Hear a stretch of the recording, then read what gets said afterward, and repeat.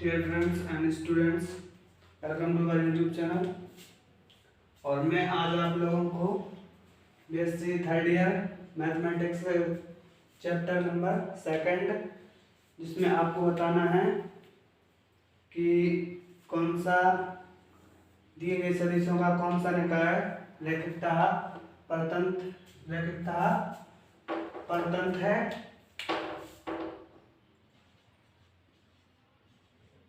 और कौन सा स्वतंत्र। तो इसके लिए आपको क्वेश्चन में अल्फा 1, अल्फा 2 और अल्फा 3 के मान दिए जाएंगे।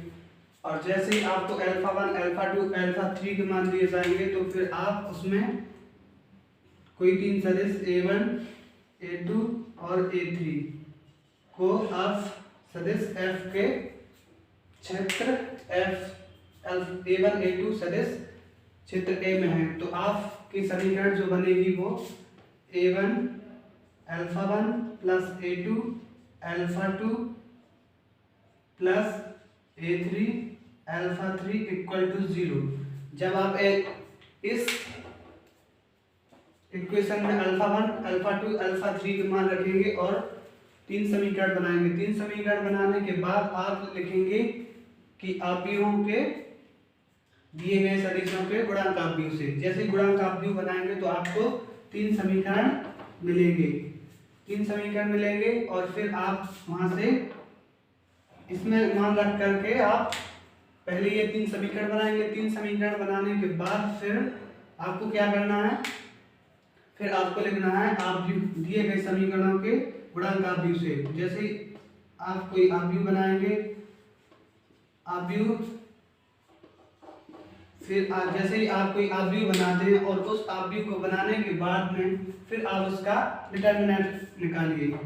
डिटर्मिनेंट या हिंदी में बोले तो मापांक।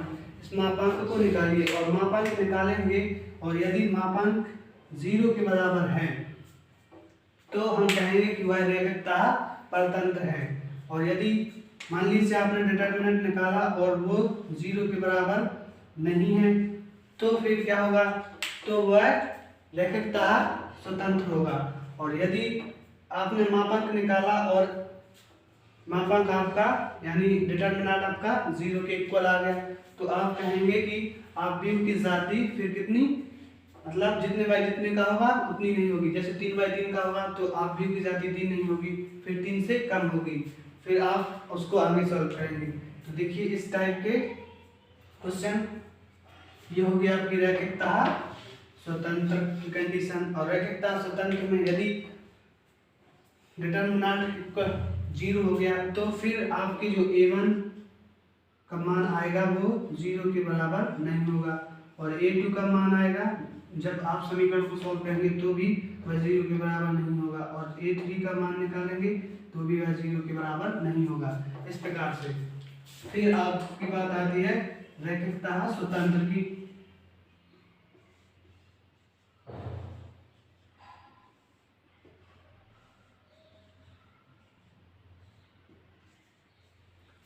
रैखिकता परतंत्र को बोलते हैं लीनियरली डिपेंडेंट और रैखिकता स्वतंत्र को लीनियरली क्या इंडिपेंडेंट। फिर आप इसी प्रकार करेंगे। अल्फा 1, अल्फा 2 के मान आपको दिए जाएंगे और फिर आपको A1, A2, A3 कोई सदिश मानकर और फिर आपको इक्वेशन बनानी A1 alpha 1 plus A2 alpha 2 plus A3 alpha 3 equal to 0। फिर आप इससे तीन समीकरण बनाएंगे। तीन समीकरण बनाने के बाद फिर आप लिखेंगे इसी प्रकार गुणांक आव्यूह से, समीकरणों के गुणांक आव्यूह से। गुणांक आव्यूह बनाने के बाद फिर आप उसका डिटर्मिनेंट निकालिए और डिटर्मिनेंट निकालते हैं और वह 0 के बराबर नहीं होता है तो आप कहेंगे कि दिए गए सदिशों का निकाय अल्फा 1, अल्फा 2 ये सदिश दिए A1, A2 मतलब माने हमने सदिश, तो आप कहेंगे कि दिए गए सदिशों का निकाय रैखिकता स्वतंत्र है। और जो आपके A1 का मान होगा वो 0 के बराबर होगा और फिर A2 का मान होगा तो वो भी 0 के बराबर होगा, A3 का मान होगा वो भी कैसा 0 के बराबर होगा। मतलब आपको या तो ये कंडीशन लगा दीजिए या फिर ये कंडीशन लगा दीजिए। मतलब इनमें से कोई एक चूज कीजिए, या ये कंडीशन लगा दीजिए आप या फिर ये कंडीशन।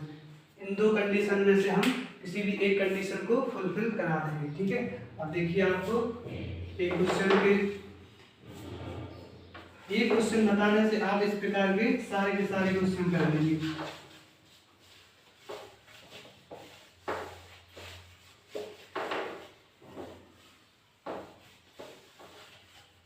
तो आपका है एग्जाम्पल नंबर 3। एग्जाम्पल नंबर 3 आपको कैसे करना दिया है।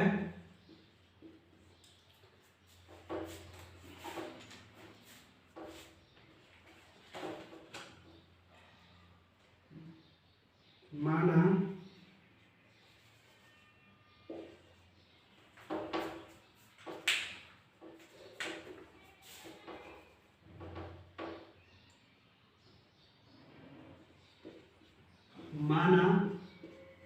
अल्फा 1 इक्वल टू 2 3 1 और अल्फा 2 इक्वल टू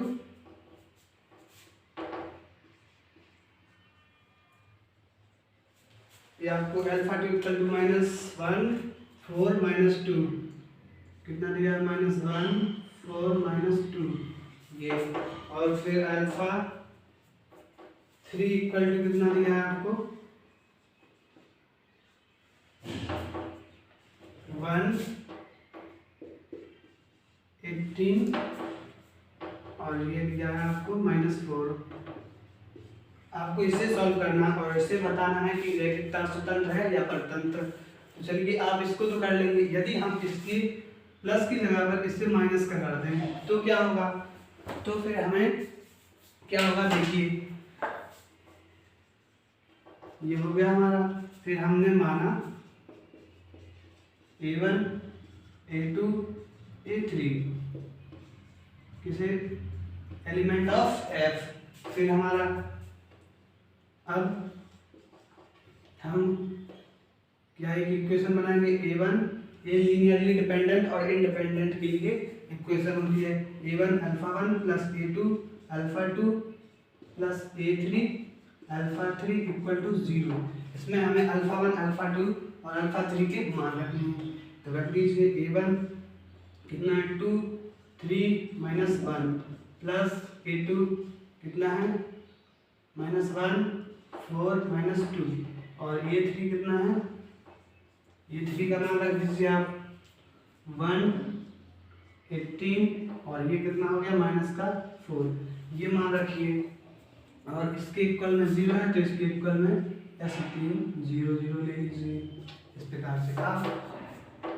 अब इसे आगे सॉल्व कीजिए। A1 का इसमें मल्टीप्लाई करिए A2 का इसमें और A3 का इसमें। तो देखिए ये कितना हो जाएगा 2A1 और ये हो जाएगा 3A1 और ये कितना हो जाएगा माइनस का A1 प्लस लगा दीजिए फिर यहाँ मल्टीप्लाई कर दीजिए। ये कितना हो जाएगा हमारा माइनस का A2 और ये कितना हो जाएगा 4A2 और ये कितना हो जाएगा माइनस का ये कितना 4A2 हो गया और ये माइनस का 2A2 और फिर प्लस लगा दीजिए। फिर ये कितना हो जाएगा A3 और ये कितना हो जाएगा 18A3 और ये कितना हो जाएगा हमारा माइनस का 4A3 ये। फिर ये इक्वल में कितना हो जाएगा 0 0 0 ये हो जाएगा। अब देखिए अब हम इसमें क्या करते हैं पहले को जोड़ते हैं, मतलब इसे ले लेंगे फिर इसको ले लेंगे फिर इसको ले लेंगे और इक्वल में 0 तीन समीकरण बना लेंगे। वो किस प्रकार से बनेंगे 2A1 और ये कितना हो जाएगा -A2 और ये कितना हो जाएगा प्लस A3 इक्वल टू 0। देखिए 2A1 -A2 और माइनस प्लस के A3 ये हो गया समीकरण नंबर 1 हो गया। फिर ये कितना हो जाएगा 3A1 और ये कितना हो जाएगा प्लस 18A3 और ये कितना हो जाएगा ये हो जाएगा हमारा 4a2 और फिर हो जाएगा प्लस का 18a3 इक्वल टू 0। ये कितना समीकरण नंबर 2। फिर हम लेंगे माइनस का a1, फिर माइनस का 2a2, फिर माइनस का 4a3 इक्वल में कितना हो जाएगा 0। ये समीकरण नंबर 3। आप क्या लिखेंगे? आप लिखेंगे समीकरणों के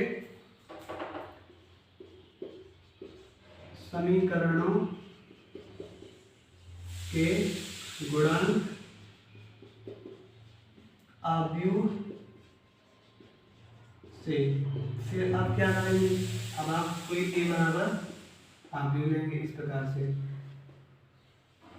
फिर आप 2 3 1 इस प्रकार से इसमें मान रखेंगे एलिमेंट ये। फिर क्या करेंगे? ये -1, ये 4 और ये -2। अब ये कितना हो जाएगा 1 और ये कितना है 18 और ये कितना है -4। ठीक है, ये -4। अब क्या करेंगे आप? फिर आपको इसमें डिटरमिनेंट निकालना है। तो पहले आप यहाँ 0 बना लीजिए, यहाँ 0 बना लीजिए और इनके सापेक्ष खोल दीजिए। देखिए इसे आप कैसे करेंगे? आप इससे कैसे करेंगे आप?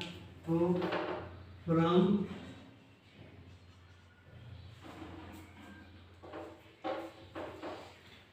ये क्या हो गया R13, मतलब इसे हम इंटरचेंज R1 की जगह पर R3 को और R3 की जगह पर R1 को। तो A सिमिलर टू कितना हो जाएगा ये? तो ये हो जाएगा हमारा -1 और ये कितना हो जाएगा -2 और ये कितना हो जाएगा -4। फिर ये कितना हो जाएगा 3 4 और ये 18। फिर ये कितना हो जाएगा? ये कितना हो जाएगा? ये हो जाएगा हमारा 2 -1 और 1। अब इसमें आपको ऑपरेशन इसे 0 कर दीजिए, इसे 0 कर दीजिए। From R to 1 3 and R3 1 क्या 2। देखिए R1 में 3 का गुणा करके इसमें जोड़ देंगे तो ये 0 हो जाएगा, और R1 में 2 का गुणा करके और इस R2 में जोड़ देंगे तो ये 0। तो ये कितना हो जाएगा हमारा A सिमिलर टू -1 -2 और -4। ये तो -3 का गुणा करेंगे तो ये 0 हो गया, ये 0 हो गया। फिर इसमें A3, इसमें भी 3 का गुणा करेंगे तो ये कितना हो जाएगा 3 दूना 6 -6 और +4 तो ये कितना हो जाएगा -2। और इसमें भी हम क्या करेंगे 3 का गुणा 4 × 12 और 12 -12 और +18 तो कितना बचेगा ये हमारा -12 और +18 तो 12 और 6 18 तो माइनस यानी +6 आ जाएंगे, 12 माइनस हो जाएंगे और ये कितना हो जाएगा? ये हो जाएगा 0। और फिर ये कितना 2 दूना 4 तो ये -4 और -1 तो ये हो जाएगा -5 और ये कितना हो जाएगा 2 दूना 4 दूना 8 -8 और +1 तो ये हो जाएगा -7 इस प्रकार से। फिर अब कुछ नहीं करना है आपको, अब आपको इसका डिटरमिनेंट निकाल लेना है। डिटरमिनेंट यहाँ भी निकाल सकते हैं लेकिन बेटर होगा आप 0 बना के यहाँ भी निकाल लीजिए, कोई दिक्कत नहीं।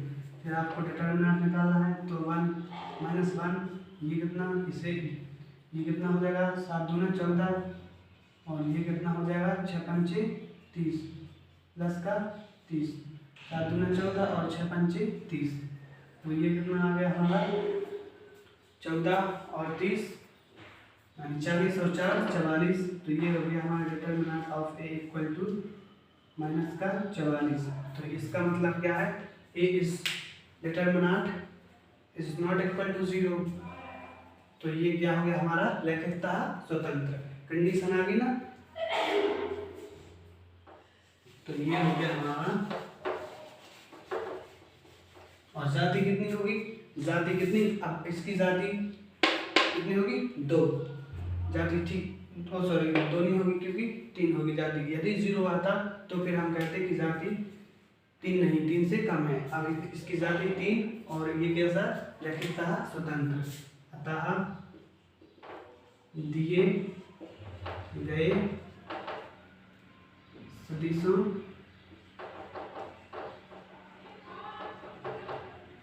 का निकाय रैखिकता स्वतंत्र है, रैखिकता स्वतंत्र है। और rho of A equal to कितना आ गया 3, ये कंडीशन है। मतलब इन सवालों में कहीं भी प्लस की जगह माइनस होता है तो पूरा का पूरा सॉल्यूशन बदल जाता है। तो आपको ध्यान रखना है कि माइनस है तो उस प्रकार से सॉल्व करना है और प्लस है तो इस प्रकार से सॉल्व करना है। ठीक है, आप देख लीजिए। आप यदि हम इतनी कंडीशन ना करके, इतनी ना करते, यहीं पर डिटर्मिनेंट निकाल लेते मापांक, तो मापांक यहीं पर निकालने से कितना आता, तो ये देखिए खोल लीजिए इसे, mod of A equal to इसका मापांक कितना होगा। तो देखिए इसे 2 के सापेक्ष खोलेंगे तो ये मान लीजिए ये नहीं, और 2 4 चौको 16 माइनस का 16 और ये 18 दूना 36, तो ये प्लस का 36। फिर कितना आता, फिर माइनस का 3 और ये कितना हो जाता, ये हो जाता प्लस का 4, ये कितना हो जाता प्लस का 4 और ये कितना हो जाता, ये हो जाता प्लस का 2 इस प्रकार से। और फिर प्लस यहाँ पर कितना क्या है माइनस, तो यहाँ लग क्या लगाएंगे माइनस और 1 और फिर इसके सापेक्ष खोल देंगे हम। तो ये कितना हो जाएगा 18 माइनस का 18 और माइनस का 4 इस प्रकार से। यहीं पर भी हम बता सकते हैं कि लीनियरली डिपेंडेंट है या इंडिपेंडेंट। तो देखिए हम अभी इसका मापांक निकालें, ये कितना हो गया, तो ये कितना बचा रहा हमारा, ये बचा रहा 20 और 20 दूना 40, तो ये कितना हो गया 40 और ये कितना हो गया, ये 4 और 2 6, 6 और 6 भी 18, ये कितना हो गया 18 और 18 और ये कितना हो गया 22 माइनस का 22 और ये कितना हो गया प्लस का 22। अब इसमें क्या करेंगे, आप इसमें से जोड़ दीजिए, इसे और इसे जोड़ दीजिए और इसे घटा दीजिए, तो कितना आ जाएगा हमारा, ये इसमें से चला गया कितना 22, तो ये कितना हो जाएगा हमारा 20, 4 और 2 6 62, 62 में से 18 घटा दीजिए, तो इसका मान आपका जो होगा वो इसके बराबर तो नहीं आएगा। मतलब यदि 0 के बराबर आता है, देखिए कितना आ जाएगा, तो ये हो जाएगा हमारा, यानी ये कितना हो गया 20, इसमें से 18 चले गए तो ये कितना बचा रहा, ये हो गया हमारा 2, 10 में से 8 गया, 10 में से 8 गया कितना 2 बचा और 4 में से 2 चला गया 2 और ये कितना हो गया, ये कितना रहा 22 का 22, तो ये फिर कितना हो जाएगा 22 दूना 44, यानी ये कितना आ गया हमारा 44। इसका मान 0 के बराबर नहीं है, अतः दिए गए समीकरण का निकाय कैसा है, रैखिकता स्वतंत्र है। जैसे और यदि इसके मापांक निकालते हुए 0 के बराबर आता है तो कैसा होता है स्वतंत्र। अब आप लिख देंगे कि A1 A2 A3 मतलब इनका मान कितना 0 के बराबर है, अतः रैखिकता स्वतंत्र। और आप भी की जाति कितनी है 3, ठीक है। रो ऑफ इक्वल टू कितना 3। तो ऐसे ही अपडेट देखने के लिए हमारे वीडियो को अधिक से अधिक शेयर कीजिए और चैनल को सब्सक्राइब कीजिए।